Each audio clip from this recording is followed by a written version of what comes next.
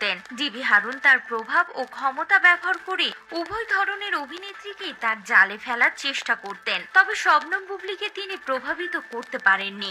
ঠিক আছে, আপনি প্রমাণটা আপনি এখন কথা বলেছেন, আপনাকে এখন প্রমাণটা দেখাতে হবে। তিনি ডিবি হারুনের প্রলোভন বা ভয় দেখানো কোনো কিছুতেই দমে যাননি। গোপন সূত্র থেকে জানা যায় তিনি বুবলিকেও নাকি কুপ্রস্তাব দিয়েছিলেন, কিন্তু বুবলি তা প্রত্যাখ্যান করেছিলেন। এ কারণেই হারুনের সাথে বুবলির খুব একটা দেখা হয় না। গুজবে কান্না দেয় ভালো। এবং হারুন তাকে কোনোভাবে ব্যবহার করতে পারেননি। এই ঘটনাটি বুবলির সাহসিকতার পরিচয় দেয় এবং অন্যদের জন্য একটি অনুপ্রেরণার উৎস হতে পারে।